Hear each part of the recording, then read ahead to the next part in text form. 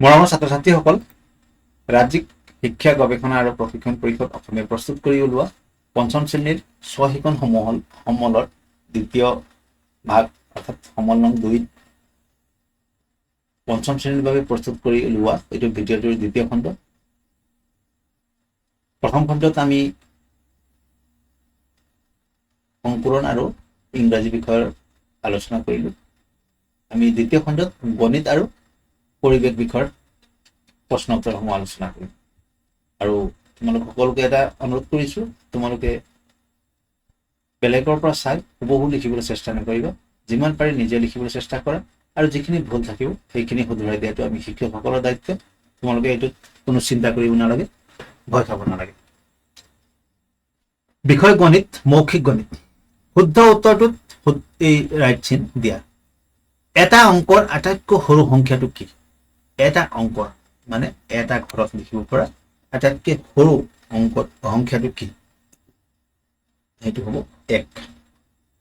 কাৰণ শূন্যটো আমি লিখিলে শূন্যটোৰ কোনো মূল্য নাথাকে, আমি 1ৰ পৰাহে আমি সংখ্যাটো আৰম্ভ কৰোঁ। এটা অংকৰ আটাইতকৈ ডাঙৰ সংখ্যাটো কি? এটা অংকৰে লিখিব পৰা আটাইতকৈ ডাঙৰ সংখ্যাটো হৈছে 9। ইয়াৰ উত্তৰটো আছিলে 1 আৰু ইয়াৰ উত্তৰটো হ'ব 9। কাৰণ 9ৰ পৰা 1 বাঢ়িলে আমি 10 পাওঁ। 10 এইটো 10 হৈ যোৱাৰ লগে লগে আমি দুটা অংক পালোঁ, 1 এটা অংক, 0 এটা অংক। গতিকে ইয়াত দুটা হৈ গ'ল। গতিকে 9টোৱে আটাইতকৈ ডাঙৰ অংক। দুটা অংকৰে গঠিত আটাইতকৈ সৰু সংখ্যাটো কি? এতিয়া এটা অংকৰে গঠিত সৰু সংখ্যাটো আছিল 1। এতিয়া দুটা অংকৰে আমি কি লিখিব লাগিব? 10 লিখিব লাগিব। কাৰণ কিয়? 1 যদি আমি লিখো, দুটা অংকৰে লিখা এইটো আটাইতকৈ সৰু অংক নহ'ব। কাৰণ 10টো 0, 1 আৰু 0 থাকিলে 10 হ'ল। এইটো দুটা অংকৰ সংখ্যা। 1 আৰু 1 যদি দুটা লিখো তেতিয়াহ'লে যদিও দুটা অংকৰ হ'ব, কিন্তু আটাইতকৈ সৰু নহ'ব, কাৰণ 11তকৈ 10টো সৰু। গতিকে ইয়াৰ উত্তৰ হ'ব 2 নম্বৰৰ 10টো। দুটা অংকৰে গঠিত আটাইতকৈ ডাঙৰ সংখ্যা। এতিয়া ডাঙৰ সংখ্যা বুলি ক'লেতো আমি যিমানটা অংকৰে গঠিত হ'ব সিমানে 9কে আমি লিখি গৈ থাকিম। ইয়াত উত্তৰ হ'ব 4ৰ 9 × 99। তিনিটা অংকৰে গঠিত আটাইতকৈ সৰু সংখ্যাটো কি? এতিয়া সৰু সংখ্যা লিখোতে আমি প্ৰথমতে এটা অংকটো আমি 1 লিখিম, তাৰপিছত যিমান অংক বাঢ়ি যাব তাৰ লগত আমি 0 0 বঢ়াই গৈ থাকিম। সেইটো মনত ৰাখিবা, তেতিয়া আমাৰ সুবিধা হ'ব। তিনিটা অংকৰে গঠিত আটাইতকৈ সৰু সংখ্যাটো হ'ব 100, 1 0 0। তিনিটা অংকৰে গঠিত আটাইতকৈ ডাঙৰ সংখ্যা, এইটো আমি কৈছোঁ 9। যিমানটা অংক থাকিব সিমানটা 9 লিখিম, ডাঙৰ বুলি কয়। গতিকে এইটো 4 নম্বৰটো। 3 4ৰে গঠিত আটাইতকৈ সৰু সংখ্যাটো কি? এতিয়া 3 আৰু 4টো আমি নিজ ইচ্ছামতে আমি বহুৱাই লিখিব পৰা সংখ্যা। এতিয়া 3 আৰু 4 আমি দুটা সংখ্যাই বনাব পাৰোঁ। 3 × 4 34 আৰু 4 × 3 43। 4টো যদি 10ৰ ঘৰত যায় তেতিয়া এইটো ডাঙৰ হৈ যাব। গতিকে 3 আৰু 4, 3 × 4 হ'লে এইটো হ'ব আটাইতকৈ সৰু সংখ্যা। 3 9 6ৰে গঠিত আটাইতকৈ ডাঙৰ সংখ্যাটো কি? এতিয়া এই তিনিটাৰে লিখিব পৰা ডাঙৰ বুলি ক'লে আমি আটাইতকৈ ইয়াত তিনিটাৰ ভিতৰত কোনটো ডাঙৰ সেইটো আমি শতকৰ ঘৰলৈ যাম, আৰু তেনেকেই তাৰপিছতো আমি দশকৰ ঘৰলৈ নিম, আৰু একেবাৰে সৰুটো একেবাৰে শেষলৈ আনিম। তেতিয়া এককৰ ঘৰলৈ আনিম, তেতিয়া হ'ব এইটো ডাঙৰ সংখ্যা। গতিকে ইয়াত কোনটো হ'ব ডাঙৰ সংখ্যা? 9 6 3টো 963। এতিয়া সৰুটো আমি যদি আগত লিখো তেতিয়াহ'লে এইটো হ'ব আটাইতকৈ সৰু সংখ্যা। উত্তৰ লিখা। দুটা অংকৰে গঠিত সংখ্যা এটাৰ এককৰ ঘৰৰ অংকটো 1 আৰু দশকৰ ঘৰৰ অংকটো 2 হ'লে সংখ্যাটো কি? এতিয়া এককৰ ঘৰৰ অংকটো কি? 1 আৰু দশকৰ ঘৰৰ অংকটো 2। তেতিয়াহ'লে সংখ্যাটো আমি কি পালো? 2 × 1 21। এটা সংখ্যাৰ এককৰ ঘৰৰ অংকটো 2, এককৰ ঘৰৰ অংক 2। দশকৰ ঘৰৰ অংকটো 5, দশকৰ ঘৰত 5, আৰু শতকৰ ঘৰৰ অংকটো 1 হ'লে সংখ্যাটো কি? শতকৰ ঘৰত 1 লিখিব কৈছে। গতিকে সংখ্যাটো কি পালো? 152। 3 নম্বৰত কোৱা হৈছে এটা সংখ্যাৰ এককৰ ঘৰৰ অংকটো 4, এককৰ ঘৰৰ অংক 4। দশকৰ ঘৰৰ অংকটো এককৰ ঘৰৰ অংকটোতকৈ 1 বেছি, অৰ্থাৎ 4তকৈ দশকৰ ঘৰৰ অংকটো 1 বেছি হ'ব। গতিকে 5 হ'ব। সংখ্যাটো কি পালো তেতিয়াহ'লে? 5 × 4 54। এনেকে আমি অংকটো সংখ্যাটো এই সমস্যাটো আমি ধুনীয়াকৈ পঢ়ি ল'ম, তাৰপিছত ইয়াৰ উত্তৰটো লিখিবলৈ চেষ্টা কৰিম। এটা সংখ্যাৰ এককৰ ঘৰৰ অংকটো 4, এককৰ ঘৰ বুলি ক'লে আমাৰ সোঁহাতে প্ৰথমতে ইয়াত আমি 4 লিখিম দহকৰ ঘৰৰ অংকটো এককৰ ঘৰৰ অংকটোতকৈ 1 বেছি এতিয়া দহকৰটো 4তকৈ 1 বেছি হলে 5 হ'ব ইয়াত প্ৰথমটো সোঁহাতত 4 তাৰপিছত বাওঁ হাততো 5 হ'ব শতকৰ ঘৰৰ অংকটো দহকৰ ঘৰৰ অংকটোতকৈ 2 কম এতিয়া আমি দহকৰ ঘৰত আমি 5 পাইছিলো শতকৰটো 2 কম বুলি গলে 5ৰ পৰা 2 কমালে 3 হ'ব 300 কিমান হ'ব 54 3 5 4 হ'ব ইয়াৰ উত্তৰ এটা সংখ্যাৰ এককৰ ঘৰৰ অংকটো শূন্য আমি ইয়াত যেনেকৈ কৈ গৈছে আমি ইয়াত লিখি যাম দহকৰ ঘৰৰ অংকটো 3 এতিয়া 3 আৰু শূন্য পালো শতকৰ ঘৰৰ অংকটো দহকৰ ঘৰৰ অংকটোতকৈ 2 বেছি শতকৰ ঘৰৰ অংকটো দহকৰ ঘৰতকৈ 2 বেছি অৰ্থাৎ 3তকৈ 2 বেছি হলে 5 তেতিয়াহলে আমি কি পালো 5 3 2 শূন্য 5 3 শূন্য হলে ইয়াৰ উত্তৰ হ'ব 530 1ৰ পৰা 1 বিয়োগ কৰি কিমান পাবা কিমান পাম 1ৰ পৰা 1 বিয়োগ কৰিলে আমি 9 10 99 পাম 1ৰ ঠিক আগৰ সংখ্যাটো কি অৰ্থাৎ 1 বিয়োগ কৰি পোৱা সংখ্যাটো আগৰ সংখ্যা গতিকে ইয়াৰ উত্তৰ 99 হ'ব 999 লগত 1 যোগ কৰিলে আমি কিমান পাম কৰিলে কিমান পাবা 1ৰ ঠিক আগৰ সংখ্যাটো কিমান পাইছিলো 99 ইয়াত আছে 999 ইয়াৰ লগত 1 যোগ কৰিলে এইটো 3টা অংকৰ সংখ্যা আৰু এইটো 1 যোগ কৰাৰ লগে লগে 4টা অংকৰ সংখ্যা হ'ব আৰু সংখ্যাটো কি হ'ব 1ৰ লগত আৰু এটা শূন্য বাঢ়ি যাব কাৰণ আমি 99 লগত 1 যোগ কৰি 100 পাইছিলো এতিয়া 999 লগত 1 যোগ কৰিলে আমি 1000 পাম ইয়াত 1000 লিখিব লাগিব 999 ঠিক পিছৰ সংখ্যাটো কি সেইটো 1 যোগ কৰিলে যেটো পাম সেইটো ঠিক পিছৰ সংখ্যা গতিকে ইয়াৰ উত্তৰ 1000 হ'ব 785 সংখ্যাটোৰ 8ৰ স্থান কি 8ৰ স্থান কি একক দশক এটো হ'ব 8 দশক 8টো দশক 885 সংখ্যাটোৰ 8ৰ স্থানীয় মান কি এই স্থানটোৰ মান কিমান 8ৰ স্থানীয় মান হ'ব একক দশক 8 দশক গতিকে 8 10 অৰ্থাৎ 80 ইয়াত উত্তৰ হ'ব 8 দশক অৰ্থাৎ 80 হ'ব ইয়াত 8ৰ স্থানীয় মানটো 80 ইয়াৰ স্থান দশক একেই সংখ্যা ইয়াৰ স্থান 8ৰ স্থানটো হৈছে দশক আৰু স্থানীয় মানটো হৈছে 8 10 823 সংখ্যাটোৰ 8ৰ স্থান কি ইয়াত হ'ব 800 এটো হ'ব খ বা শতক 823 সংখ্যাটোৰ 8ৰ স্থানীয় মান কিমান হ'ব এটো 800 বা 8 শতক বা 800 785 সংখ্যাটোৰ একক স্থান আৰু দশক স্থানৰ অংক দুটাৰ যোগফল কিমান একক স্থানত কি আছে 5 আছে আৰু দশক স্থানত 8 আছে তেতিয়াহলে দুটাৰ যোগফল কিমান হ'ব 13 একক স্থান আৰু দশক স্থানৰ যোগফল এটো হ'ব 8 আৰু 5 যোগ কৰিলে আমি 13 পাওঁ ইয়াৰ যোগফল হ'ব 13 দশক আৰু শতক স্থানৰ পাৰ্থক্য বা বিয়োগফল কিমান দশক আৰু শতক দশকত আছে 8 শতকত আছে 7 এতিয়া এই স্থানৰ সংখ্যা দুটা বিয়োগ কৰিলে 8ৰ পৰা 7 গলে থাকিব 1 ইয়াৰ উত্তৰ দুটা হ'ব খালি ঠাই পূৰ কৰা ইয়াত খালি ঠাইবিলাক পূৰ কৰিবলৈ কৈছে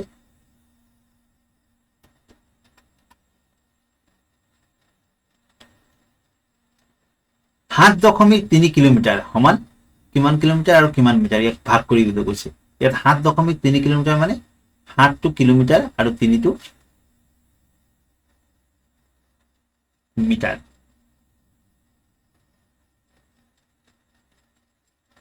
ইয়াৰ উত্তৰ হ'ব 7 কিলোমিটাৰ আৰু 300 মিটাৰ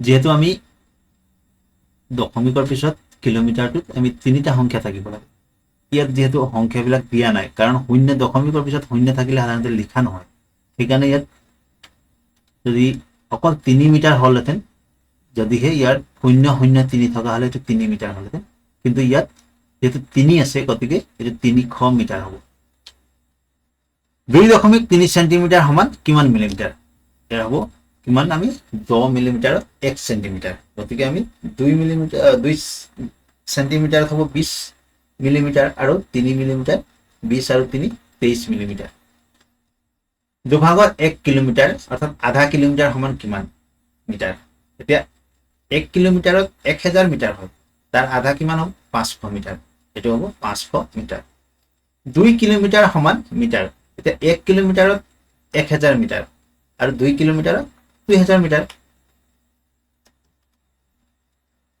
120 মিনিট সমান কেই ঘণ্টা 60 মিনিটত 1 ঘণ্টা 120 মিনিটত 2 ঘণ্টা 1 ঘণ্টা 5 মিনিট সমান কিমান মিনিট 1 ঘণ্টা বুলি ক'লে 60 মিনিট আৰু 5 মিনিট 60 আৰু 5 কিমান হ'ব 6 + 5 65 এইটো এইফালে লিখাখিনি তোমালোকে লিখিব নালাগে এইটো মই তোমালোকক সুবিধাৰ কাৰণে দেখুৱাই দিছো 60 আৰু 5 ইয়াত তোমালোকে শুদ্ধটো লিখিবা 65 6 + 5 ইয়াত লিখিবা 2 দিন ঘণ্টা 2 দিনত কিমান ঘণ্টা 1 দিনত 24 ঘণ্টা 2 দিনত 48 ঘণ্টা হ'ব 24 + 24 দুটা 24 যোগ কৰিবা কিমান পোৱা এইটো হ'ব 48 ঘণ্টা 3 সপ্তাহ সমান দিন 1 সপ্তাহত 7 দিন 3 সপ্তাহত 7 7 7 বা 7 পূৰণ 3 হলে 21 দিন 7 × 49 দিন সমান সপ্তাহ 49 দিনত কেই সপ্তাহ 7 দিনত 1 সপ্তাহ 14 দিনত 2 সপ্তাহ তেনেকে 7 ঘৰ নেউতাৰো মাতি গলে গম পাম 7 7 গুণ 49 অৰ্থাৎ 7 সপ্তাহ 4 মিনিট সেকেন্ড 1 মিনিটত 60 সেকেন্ড হলে 4 মিনিটত 60 যোগ 60 যোগ 60 যোগ 60 4টা 60 যোগ কৰিম নাইবা 60 লগত 4 পূৰণ কৰিম যিমান পাম সেইটোৱে উত্তৰ হ'ব 4 লগত 60 পূৰণ কৰিলে আমি 240 পাম এটো সেকেন্ড হ'ব 1000 কিলোগ্ৰাম সমান 300 গ্ৰাম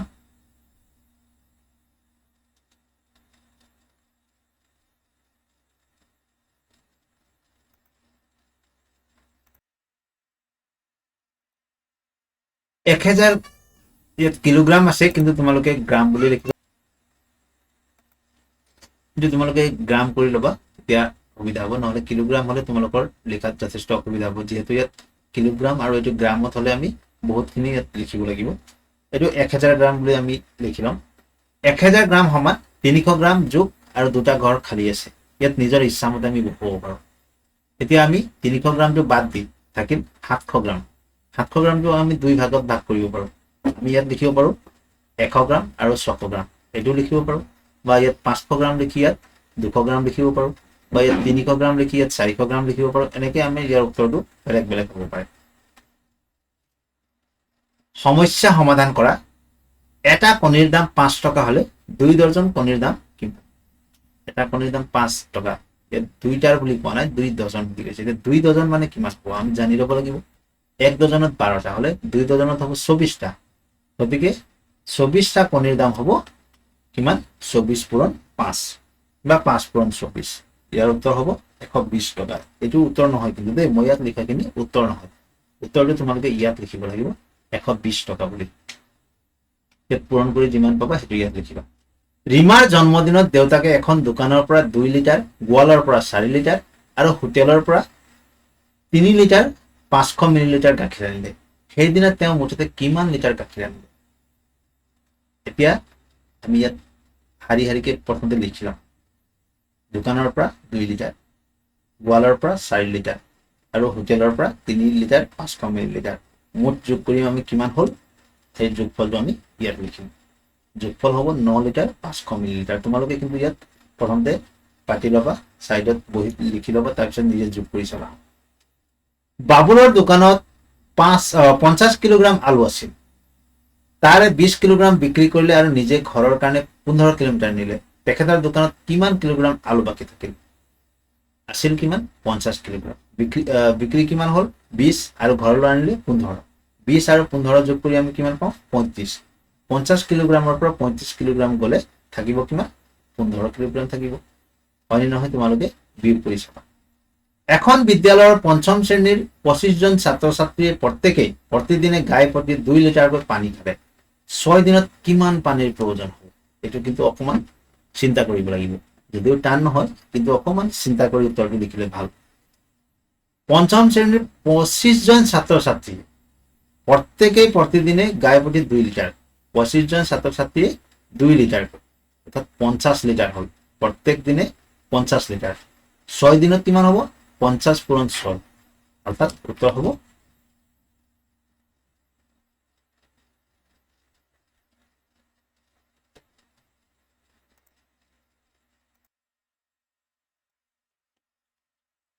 ইয়াৰ উত্তৰটো ভুল হৈছিল মই এটো শুদ্ধ কৰি দিলো এতিয়া ইয়াৰটো চাওঁ আমি 25 জনে 2 লিটাৰকৈ খালে প্ৰতিদিনে কিমান লাগিব 50 লিটাৰ এতিয়া 6 দিন 50 লিটাৰকৈ খালে মুঠ হ'ব কিমান 300 লিটাৰ 25ৰ লগত 2 পূৰণ কৰিম আকৌ 2ৰ লগত যিমান পাম তাৰ লগত আকৌ 6 পূৰণ কৰিম তেতিয়া আমি এইটো পাম হয়নে নহয় তোমালোকে চেষ্টা কৰি চাবা নিজে কৰি চাবা কি কৰিব লাগিব 25 পূৰণ 2 পূৰণ 6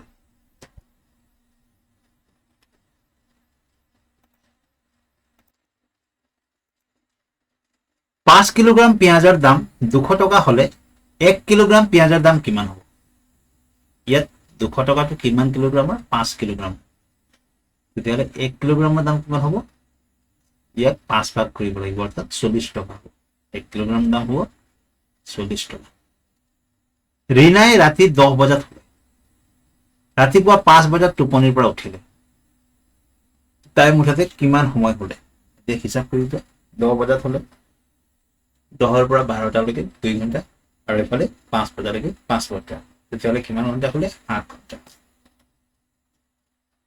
ৰমেনে বজাৰৰ পৰা 750 গ্ৰাম আলু কিনিলে কিমান কিনিলে 750 গ্ৰাম আৰু কিনিলে আৰু কিমান গ্ৰাম আলু কিনিলে 1 কিলোগ্ৰাম এতিয়া আমি জানিব লাগিব 1 কিলোগ্ৰামতনো কিমান গ্ৰাম 1 কিলোগ্ৰামত হ'ব 1000 গ্ৰাম আৰু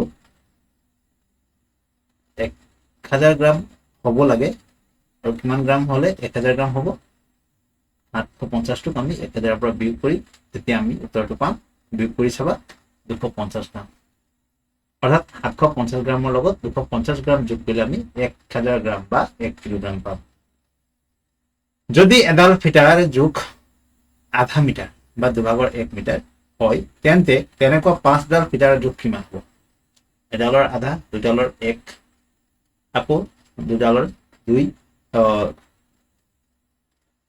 4ডালৰ 2 হ'ব আৰু 5ডালৰ 2.5 বা 2 আৰু আধা হ'ব তোমালোকে লিখিবা 2 আৰু আধা মীৰাৰ 18টা ছাগলী আছে তাৰে 1/3 বা 3/1 অংশ কলা ৰঙৰ বাকি কেইটা ছাগলীৰ ৰং বগা মীৰাৰ মুঠতে কিমানটা বগা ৰঙৰ ছাগলী আছে এতিয়া 18টা ছাগলীৰ 3/1 অংশ কলা 3/1 ভাগ 18ক আমি 3 ভাগ কৰিলে পাওঁ 6 6 6 এতিয়া 1 ভাগ বুলি ক'লে 6টা কলা আৰু তেতিয়াহ'লে থাকিল কিমান 12টা থাকিল তেতিয়াহ'লে মুঠ কিমানটা 12টা বগা ছাগলী আছে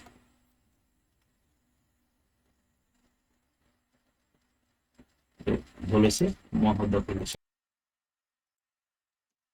ইয়াৰ উত্তৰটো হ'ব লাগে 12টা 6টাটো কলা ৰঙৰ হয় আমাক ইয়াত সুধিছে বগা ৰঙৰ ছাগলী কিমানটা আছে বুলি উত্তৰ হ'ব 12টা 2 মিটাৰ বৰ্গাকৃতিৰ কাপোৰ এটুকুৰাৰ পৰিসীমা কিমান হ'ব 2 মিটাৰ বৰ্গাকৃতিৰ কাপোৰৰ পৰিসীমা কিমান হ'ব এতিয়া অংকটো কৰাৰ আগতে আমি জানিব লাগিব বৰ্গৰ পৰিসীমা কেনেকৈ উলিওৱা হয় বা কিবা নিয়ম আছে নেকি বৰ্গৰ পৰিসীমা উলিওৱাৰ এতিয়া বৰ্গৰ পৰিসীমা উলিওৱাৰ নিয়মটো হৈছে বৰ্গৰ পৰিসীমা সমান 4 পূৰণ এটা বাহুৰ দিশ ইয়াত আমি 4 লগত এটা বাহুৰ যোগ কিমান আছে 2 গতিকে ইয়াৰ হ'ব 4 পূৰণ 2 হলে ইয়াৰ উত্তৰটো হ'ব 8 বৰ্গ মিটাৰ বৰ্গ মিটাৰ নহ'ব এইটো হ'ব মিটাৰ ইয়াৰ উত্তৰটো হ'ব 8 মিটাৰ অম্লানজ্যোতি কাশ্যপৰ যোৱা 29 ফেব্ৰুৱাৰী 2020 তাৰিখে জন্মদিন আছিল তেওঁৰ পৰৱৰ্তী জন্মদিন কোন তাৰিখে হ'ব এতিয়া 29 ফেব্ৰুৱাৰীটো 4 বছৰৰ মূৰে মূৰে তাত লিপ ইয়াৰ হলেহে 29 দিনীয়া হয় ফেব্ৰুৱাৰী গতিকে ইয়াৰ 4 বছৰৰ পিছত অৰ্থাৎ 2024 চনৰ 29 ফেব্ৰুৱাৰী তাৰিখে তেওঁৰ পৰৱৰ্তী জন্মদিন পালন কৰা এখন ৰেল ৰাতি 8:30 বজাত এৰিব অৰ্থাৎ 8:30 এই সময়টো ৰেল বিভাগৰ টিকটত কিদৰে লিখা থাকিব ৰাতি বা আমি ইংৰাজীত PM বুলি কওঁ এইটো আচলতে ৰেল বিভাগৰ ঘড়ীত আমি 24 ঘণ্টাই ঘড়ী পাওঁ AM PM নাথাকে গতিকে 12 লগত আমি 8:30 যোগ কৰিব লাগিব অৰ্থাৎ 8:30 যোগ কৰিব লাগিব এইটো হ'ব 20:30 গৰিমাৰ বেগটোৰ ওজন 15 কিলোগ্ৰাম 750 গ্ৰাম আৰু নয়নৰ বেগটোৰ ওজন 13 কিলোগ্ৰাম 930 গ্ৰাম কাৰ বেগটো বেছি গধুৰ আৰু কিমান বেছি এতিয়া গৰিমাৰ বেগৰ ওজন হৈছে 15 কিলোগ্ৰাম 750 গ্ৰাম আৰু নয়নৰ বেগটোৰ ওজন হৈছে 13 কিলোগ্ৰাম 930 গ্ৰাম এটো ভুল হৈছে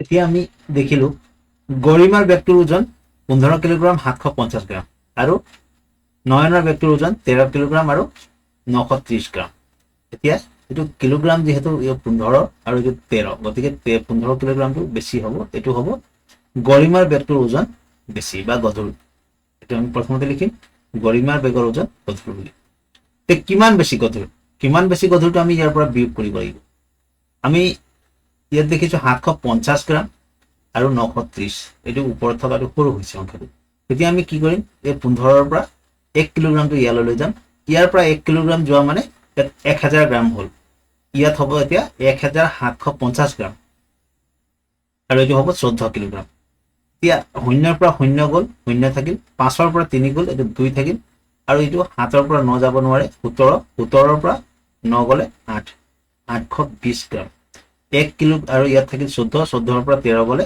1 থাকিল 1 কিলোগ্ৰাম আৰু 820 গ্ৰাম বেছি কাৰ বেছি গৰিমাৰ ওজনৰ বেছি মাম্পিয়ে 5 কিলোগ্ৰাম 300 গ্ৰাম চাউল কিনিলে ৰাজাই আকৌ মাম্পিতকৈ 2 কিলোগ্ৰাম 750 গ্ৰাম চাউল বেছিকৈ কিনিলে তেওঁলোক দুইজনে কিনা চাউলৰ মুঠ পৰিমাণ কিনা মুঠ চাউলৰ পৰিমাণ কি এতিয়া মাম্পিয়ে কিনা চাউলৰ লগত প্ৰথমতে আমি এটো যোগ কৰিম ইয়াত আমাৰ সঠিকটো বিয়া হোৱা নাই প্ৰথমতে আমি কি কৰিব লাগিব 5 কিলোগ্ৰাম 300 গ্ৰামৰ লগত 2 কিলোগ্ৰাম 750 গ্ৰামটো আমি যোগ কৰি ল'ব লাগিব সেইটো হ'ব ৰাজাৰ চাউলৰ পৰিমাণ তাৰ পিছত সেই পৰিমাণটোৰ লগত মাম্পিয়ে কিনা চাউলটোৰ লগত চাউলখিনি আমি যোগ কৰিব লাগিব তেতিয়া আমি যোগফল যিমান পাম তেতিয়া মুঠ চাউলটো পাম অৰ্থাৎ আমি ইয়াত দুবাৰ যোগ কৰিম প্ৰথমবাৰ এই মাম্পিৰ চাউলৰ লগত 2 কিলোগ্ৰাম 750 গ্ৰামটো যোগ কৰিম আৰু সেইটো হ'ব ৰাজাৰ চাউলৰ পৰিমাণ আৰু ৰাজাৰ চাউলৰ পৰিমাণৰ লগত মাম্পিয়ে কিনা চাউলৰ পৰিমাণটো আমি আকৌ এবাৰ যোগ কৰিম তেতিয়া হ'ব মুঠ চাউলৰ পৰিমাণ মুনমুনে দোকানলৈ এখন 200 টকীয়া নোট লৈ গৈছিল সেই পইচাৰে তেওঁ দোকানৰ পৰা 65 টকাৰ আটা 10 টকাৰ চাবোন আৰু 55 টকাৰ ভুজিয়া কিনিলে দোকানীজনে মুনমুনক কিমান টকা ঘূৰাই দিলে এতিয়া আমি কিমান লৈ গৈছিল হেতু চোৱাৰ আগতে আমি প্ৰথমতে চাম কিমান খৰচ কৰিলাম ইয়াত 65 টকা এটো 10 টকা আৰু এটো 55 টকা 65 10 আৰু 55 মুঠ কিমান টকা খৰচ হ'ল 130 টকা খৰচ হ'ল আৰু লৈ গৈছিল কিমান 200 টকা এতিয়া 200 টকাৰ পৰা আমি 130 টো আমি বিয়োগ কৰিব লাগিব তেতিয়া যেটো থাকিব সেইটো হ'ব ইয়াৰ উত্তৰ অৰ্থাৎ উত্তৰটো কি হ'ব 200 ৰ পৰা 130 গলে 70 টকা উত্তৰটো 70 টকা দোকানীয়ে মুনমুনক ঘূৰাই দিব 5 মিটাৰ 20 সেন্টিমিটাৰ যোগ 4 মিটাৰ 30 সেন্টিমিটাৰ সমান কি এতিয়া আমি মিটাৰটো মিটাৰৰ লগত যোগ কৰিম সেন্টিমিটাৰটো সেন্টিমিটাৰৰ লগত যোগ কৰিম সেইটো আমাৰ উত্তৰ হ'ব 4 মিটাৰ 50 সেন্টিমিটাৰ আৰু 3 মিটাৰ 500 সেন্টিমিটাৰ সমান কি এইটো আমি মিটাৰটো মিটাৰৰ লগত যোগ কৰিম আৰু সেন্টিমিটাৰটো সেন্টিমিটাৰৰ লগত যোগ কৰিম তেতিয়া আমাৰ উত্তৰটো ওলাই যাব 4 3 7 মিটাৰ আৰু 550 সেন্টিমিটাৰ 10 মিটাৰ 80 সেন্টিমিটাৰ আৰু 10 মিটাৰ 80 সেন্টিমিটাৰৰ পৰা 6 মিটাৰ 50 সেন্টিমিটাৰ বিয়োগ কৰা এতিয়া 80 ৰ পৰা আমি 50 টো বিয়োগ কৰিম 30 সেন্টিমিটাৰ থাকিল আৰু 10 ৰ পৰা 6 মিটাৰটো বিয়োগ কৰিলে 4 মিটাৰ 30 সেন্টিমিটাৰ থাকিল 9 মিটাৰ 50 সেন্টিমিটাৰ সময় খালি ঠাই পূৰ কৰা আমি সময়ৰ বিষয়ে জানিবলগীয়া কথা আছে তোমালোকে হয়তো বহুতে জানিছা বহুতে জানা নাই আমি আকৌ এবাৰ আলোচনা কৰিম যদিও আগতে জনা নাছিলে ইয়াত আমি শিকিলো 60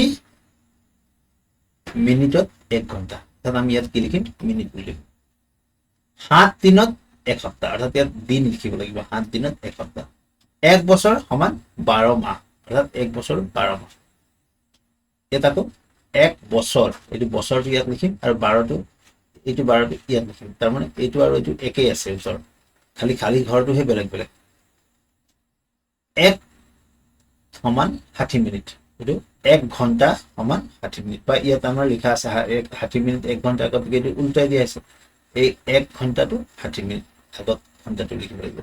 365 দিনত 1 বছৰ। এতিয়া ঠিক তলতে এইফালে চাওঁ, 12 মাহত 1 বছৰ। ইয়াত আমি 12 মাহ 1 বছৰ পাইছিলো আগতে, 12 মাহত 1 বছৰ। আৰু এইটো 1 বছৰত কিমান পাইছিলো আমি? 365 দিন। এইটো 365 দিন সমান 1 বছৰ, আৰু 1 দিন সমান 24 ঘণ্টা। এইটো হ'ব 60 মিনিট, এইটো হ'ব 7 দিন, এইটো হ'ব 12 মাহ, এইটো হ'ব 1 বছৰ, এইটো হ'ব 1 ঘণ্টা, এইটো হ'ব 1 বছৰ, এইটো 12 মাহ 1 বছৰ সমান, এইটো হ'ব 52 সপ্তাহ, থাকে 5টা 2 52, আৰু 365 দিন, এইটো হ'ব 24 ঘণ্টা। ঘড়ীটো চাই সময় লিখা কিমান হৈছে? এইটো ঘণ্টাৰ কাঁটাডাল 5ত আছে আৰু মিনিটৰ কাঁটাডাল 12ত আছে, তাৰ মানে এইটো কি বুজাইছে? 5 বাজিছে, এইটো 5টা বাজিছে।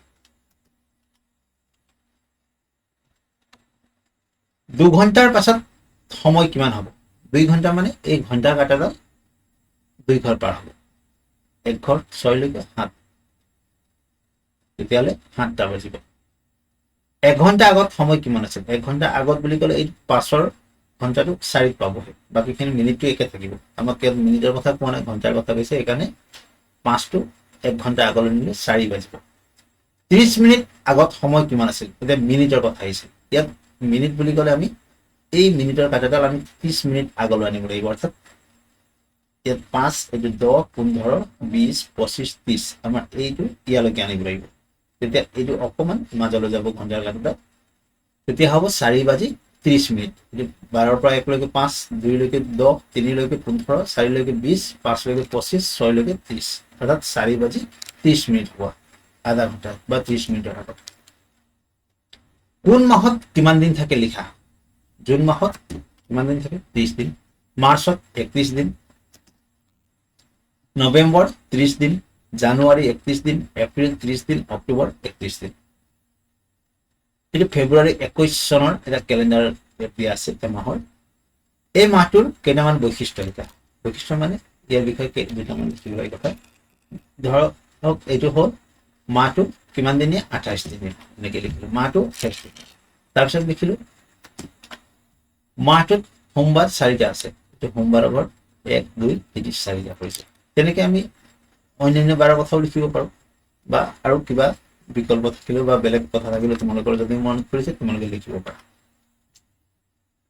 বিষয় পৰিৱেশ অধ্যয়ন, পাঠ নং 13, শস্যৰ উৎপাদন আৰু সংৰক্ষণ, 4ৰ্থ শ্ৰেণীৰ পুনৰ আলোচনা। এইটো 4ৰ্থ শ্ৰেণীৰ পাঠ আছিল। পঢ়ুৱা, অসম এখন কৃষিভিত্তিক ৰাজ্য। ধান, মাহ, সৰিয়হ আদিকে ধৰি অসমত বিভিন্ন ধৰণৰ শস্যৰ খেতি কৰা হয়। অসমত বাৰিষা আৰু খৰালি দুয়োটা সময়তে খেতি কৰা হয়। খেতি কৰি অধিক শস্য উৎপাদনৰ বাবে খেতিত যথেষ্ট পৰিমাণৰ পানী, পলসুৱা মাটি, সূৰ্যৰ পোহৰ, তাপ আদিৰ আৱশ্যক। পলসুৱা মাটিত গছৰ বৃদ্ধিৰ বাবে প্ৰয়োজনীয় জৈৱিক সাৰ থাকে। উন্নত মানৰ বীজ, জৈৱিক সাৰ আৰু কীটনাশক দ্ৰব্যৰ ব্যৱহাৰ, ট্ৰেক্টৰ, পাৱাৰ টিলাৰ আদি উন্নত ব্যৱস্থাৰ জৰিয়তে খেতি কৰি অধিক শস্য উৎপাদন কৰিব পাৰি। শস্যৰ উৎপাদনৰ লগতে উৎপাদিত শস্যবোৰ ভালদৰে সংৰক্ষণ কৰি ৰখাটো অতি আৱশ্যক। বিভিন্ন ধৰণৰ খাদ্য শস্য সংৰক্ষণৰ বাবে বিভিন্ন সংৰক্ষণৰ ব্যৱস্থা গ্ৰহণ কৰিব পাৰি, যেনে ধান ৰখাৰ বাবে ভঁৰাল, সৰিয়হৰ বাবে দুলি, বীজ সংৰক্ষণৰ বাবে টুম, শাক পাচলি, ফল মূল আদি বহুদিনলৈ সতেজ কৰি ৰখাৰ বাবে ৰেফ্ৰিজাৰেটৰ, শীতল ভঁৰাল আৰু বিভিন্ন কৃষিজাত শস্য ৰাখিবৰ বাবে পণ্যাগাৰ আদি। এইটো হৈছে আমাৰ পেৰাগ্ৰাফটোত পঢ়িব দি আছে, আৰু ইয়াৰ পৰা আমি কেইটামান প্ৰশ্ন উত্তৰ লিখিম এতিয়া। ক্ৰিয়াকলাপ, পঢ়ি চোৱা, জ্যেষ্ঠ ব্যক্তিৰ সহায় ল'বা। ঘৰত থকা তোমাৰ অলপ জনা বুজা মানুহৰ বা মা দেউতাৰ সহায় ল'বা। 3টা পাত্ৰ পেলনীয়া খালী টিন লোৱা, যিকোনো পেলনীয়া বস্তু হ'ব পাৰে। 3 প্ৰকাৰৰ মাটি সংগ্ৰহ কৰি পাত্ৰ 3টাত ভৰাই লোৱা। পলসুৱা, বালিচহী আৰু বোকা। কোনটো পাত্ৰত কি মাটি ভৰাইছা মনত ৰাখিবা। পাৰিলে বাহিৰত নামটো লিখি ৰাখিবা। এটা পলিথিনৰ কেৰি বেগত ভৰাই, এইটো বোকা, এইটো বালিচহীয়া, এইটো পলসুৱা, তেনেকে নামবিলাক লিখি ৰাখিবা। 3টা পাত্ৰৰ প্ৰতিটোতে এটাকৈ পানীত তিয়াই থোৱা বুট মাহ পুতি দিয়া। পানীত তিয়াই থোৱা বুট মাহ এটা তাত দি দিয়া আৰু ৰ'দ পৰা ঠাইত থৈ দিয়া। প্ৰতিদিনে পাত্ৰকেইটাত পানী দি লক্ষ্য কৰা, প্ৰত্যেক দিনে পানীটো দি থাকিবা খালি। এতিয়া কাৰ্যটো কৰি কি পালা তলৰ তালিকাত লিখা। এতিয়া কি পালো, সংগ্ৰহ কৰা মাটিৰ প্ৰকাৰ পলসুৱা, বালিচহীয়া, বোকা মাটিত কেনেকুৱা কেনেকুৱা হ'ল। গছ পুলিৰ বৃদ্ধি চেণ্টিমিটাৰত তোমালোকে স্কেলৰ সহায়ত জুখিবা। 5 দিনৰ পাছত পলসুৱা মাটিত কেনেকুৱা হ'ল, বালিচহীয়া মাটিত কিমান বাঢ়িল, বোকা মাটিত কিমান বাঢ়িল। তাৰপিছত আকৌ 12 দিনৰ পিছত চাবা, এসপ্তাহৰ পিছত, তাৰমানে 5 দিনৰ পিছত এবাৰ চাই আকৌ তাৰ এসপ্তাহৰ পিছত চাবা পলসুৱা মাটিত কিমান বৃদ্ধি হ'ল, বালিচহীয়া মাটিত কিমান বৃদ্ধি হ'ল আৰু বোকা মাটিত কিমান বৃদ্ধি হ'ল। এইখিনি তোমালোকে লিখি ৰাখিবা। 12 দিনৰ পাছত পৰ্যবেক্ষণ কৰি কি পালা লিখা। কোন প্ৰকাৰৰ মাটিত বুট মাহটোৰ পুলি আটাইতকৈ বেছি বৃদ্ধি পাইছে।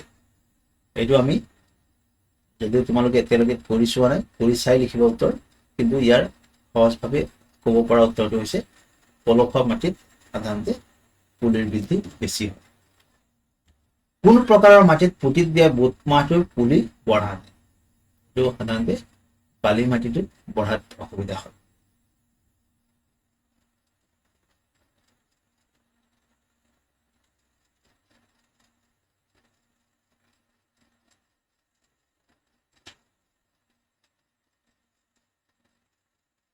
কিয় সেই মাটিত গছ পুলিৰ বৃদ্ধি হৈছে, কাৰণ লিখা। কিয় হৈছে, কাৰণ পলসুৱা মাটিত উদ্ভিদৰ প্ৰয়োজন হোৱা সকলো ধৰণৰ উপাদান পোৱা যায়, বাকীবিলাকত কোনোবা এটা যদি পোৱা যায় আনটো কম পৰিমাণে পোৱা যায়। কাৰ্যটো কৰোঁতে পৰ্যবেক্ষণ কৰি পালা যে গছ পুলি বৃদ্ধিৰ বাবে পলসুৱা মাটিৰ প্ৰয়োজন। এইটো আমি শেষত ক'ব পৰা কথাটো। ক্ৰিয়াকলাপ 2, পাঠটো পঢ়া আৰু তলত দিয়া প্ৰশ্নসমূহৰ উত্তৰ লিখা। মাটিত সাধাৰণতে আৰু বালিৰ দানা থাকে, কিহৰ, বোকা আৰু বালিৰ দানা। মাটিয়ে প্ৰয়োজনীয় পানী ধৰি ৰাখিব পাৰে, কোন ধৰণৰ মাটি, পলসুৱা মাটি। অসমৰ প্ৰধান কৃষিজাত শস্য কি, গোবৰ, প্ৰাণীৰ মলমূত্ৰ, সাৰৰ গুৰি, কেঁচুসাৰ আদি হৈছে জৈৱিক সাৰ। তো ফল মূল শাক পাচলি আদি কিছুদিনলৈ সতেজ কৰি ৰাখিব পাৰি, কিহত, ৰেফ্ৰিজাৰেটৰ। পণ্যাগাৰত শস্যবোৰ কি কৰা হয়, ভালে ৰাখিবৰ বাবে নিৰ্দিষ্ট উষ্ণতাত ৰখা হয়। শীতল কৰি ৰাখিব পৰা ভঁৰালে হৈছে শীতল ভঁৰাল। পাঠ নং 15, গ্ৰহ আৰু নক্ষত্ৰৰ কথা, 4ৰ্থ শ্ৰেণীৰ পাঠ এইটো। ফৰকাল বতৰত ৰাতিপুৱা আকাশত আমি সূৰ্যটো দেখা পাওঁ। এই সূৰ্যটোৰ পৰাই আমি তাপ আৰু পোহৰ পাওঁ। সূৰ্যৰ নিজা তাপ আৰু পোহৰ থকা বাবে ইয়াক নক্ষত্ৰ বোলা হয়। সূৰ্য কিয় নক্ষত্ৰ বোলা হয়, ইয়াৰ নিজা তাপ আৰু পোহৰ থকা কাৰণে। সূৰ্যটোৰ দৰে আকাশত আৰু অসংখ্য নক্ষত্ৰ আছে। নক্ষত্ৰবোৰক তৰা বুলিও কোৱা হয়। ৰাতিৰ আকাশত আমি তৰাবোৰ তিৰবিৰাই থকা দেখা পাওঁ। ভালদৰে মন কৰিলে দেখা যায় যে এনেধৰণৰ আন কিছুমানে তিৰবিৰাই নাথাকি স্থিৰ হৈ জিলিকি থাকে। এইদৰে আকাশত স্থিৰ হৈ জিলিকি থকাবোৰেই হৈছে গ্ৰহ। কিছুমান গ্ৰহবোৰ হৈছে তেতিয়াহ'লে কিছুমান তৰা যিবিলাক স্থিৰভাৱে জিলিকি থাকে। গ্ৰহবোৰৰ নিজা তাপ আৰু পোহৰ নাই, ইহঁতে সূৰ্যৰ পৰা পোহৰ আৰু তাপ পায়। আমি বাস কৰা পৃথিৱীখনো এটা গ্ৰহ। পৃথিৱীকে ধৰি আকাশত মুঠ 8টা গ্ৰহ আছে। সূৰ্য আৰু এই 8টা গ্ৰহক লৈ সৌৰজগত গঠিত হৈছে। সৌৰজগতৰ গ্ৰহবোৰ হ'ল ক্ৰমে বুধ, শুক্ৰ, পৃথিৱী, মংগল, বৃহস্পতি, শনি, ইউৰেনাছ আৰু নেপচুন। এই 8টা গ্ৰহই সূৰ্যৰ চাৰিওফালে ঘূৰি থাকে। আনহাতে ৰাতিৰ আকাশত দেখা জোন বা চন্দ্ৰটো হ'ল পৃথিৱীৰ উপগ্ৰহ। ই পৃথিৱীৰ চাৰিওফালে ঘূৰি থাকে। বিজ্ঞানীসকলে বিশেষভাৱে কিছুমান যন্ত্ৰ সাজি আকাশলৈ পঠিয়াই দিয়ে। এইবোৰ হৈছে কৃত্ৰিম উপগ্ৰহ। চন্দ্ৰটোৰ দৰে ইহঁতেও পৃথিৱীৰ চাৰিওফালে ঘূৰি থাকে। ক্ৰিয়াকলাপ 1 কৰি চোৱা। দিনৰ আকাশলৈ চোৱা, কি কি দেখিলা, তোমালোকে চাই লিখিবা। ৰাতিৰ আকাশলৈ চোৱা, কি কি দেখিলা। দিনৰ আকাশত দেখাটো আমি ইয়াত দেখিম আৰু ৰাতিৰ আকাশত দেখাটো ইয়াত দেখিম। তোমালোকে নিজে কৰিবা। দিনৰ আকাশত কোনে আমাক তাপ আৰু পোহৰ দুয়োটাই দিয়ে, কোনে দিয়ে, সূৰ্যই। ৰাতিৰ আকাশত কোনে পোহৰ দিয়ে, ৰাতিৰ আকাশত জোনে আমাক পোহৰ দিয়ে। পাঠটো পঢ়া আৰু পাঠৰ সহায়ত তলৰ প্ৰশ্নৰ উত্তৰবোৰ বাছি উলিওৱা। সৌৰজগতৰ মুঠ গ্ৰহৰ সংখ্যা হ'ল 7, 8, 9, 10। এইটো উত্তৰ হ'ব 8। সূৰ্যৰ আটাইতকৈ ওচৰত থকা গ্ৰহটো হ'ল, এতিয়া ওচৰত থকাটো বুধ। সৌৰজগতৰ আটাইতকৈ ডাঙৰ গ্ৰহটো এইটো হ'ব বৃহস্পতি। আমি বাস কৰা গ্ৰহটোৰ নাম পৃথিৱী। পৃথিৱীৰ পৰা ওচৰত থকা গ্ৰহটো হ'ল শুক্ৰ। এনেকৈ তোমালোকে উত্তৰবিলাক লিখিবা। ছাত্ৰ ছাত্ৰীসকল, পঞ্চম শ্ৰেণীৰ স্বশিক্ষণ সমলৰ দ্বিতীয় খণ্ডটো আমি ইমানতে সামৰণি মাৰিছোঁ। আশা কৰিছোঁ ভিডিঅ'টোৰ পৰা তোমালোকৰ কিছু সহায় হ'ব। ইয়াত যিখিনি মই লিখি দিছোঁ সেইখিনি তোমালোকে লিখিবা, আৰু যিখিনি লিখা নাই সেইখিনিও লিখিবলৈ চেষ্টা কৰিবা। আৰু যিমান পাৰি ভিডিঅ'টো প্ৰথমতে চাই ল'বা, বুজি ল'বা। তাৰপিছত ভিডিঅ'টো নোচোৱাকৈ তোমালোকে পাঠত প্ৰশ্নোত্তৰ স্বশিক্ষণ সমলত থকা ঠাইবিলাকত য'ত আমাক লিখিবলৈ দিছে তাত উত্তৰবিলাক লিখিবা। আৰু নিজে চেষ্টা কৰিবা, ডাঙৰ সহায় ল'বা, কিন্তু কাকো জনা বুজা হ'লেও বা বেলেগে মোতকৈ শুদ্ধকৈ লিখি দিব বুলি ভাবিও তেওঁলোকক লিখিব নিদিবা। কাৰণ তোমালোকৰ ভুল হোৱাখিনি শুধৰাই দিবৰ বাবে আমি এই প্ৰচেষ্টা লোৱা হৈছে। গতিকে বেলেগৰ হতুৱাই শুদ্ধ কৰি লোৱাতকৈ তোমালোকে ভুলকৈ লিখাটোৱে বেছি ভাল। আশা কৰিছোঁ তোমালোকে কথাবোৰ বুজি পাইছা, আৰু তোমালোকে যিমান পাৰি সোনকালে লিখি শিক্ষণ সমলসমূহ নিৰ্দিষ্ট ছাৰ বাইদেউক জমা দিবা। ধন্যবাদ।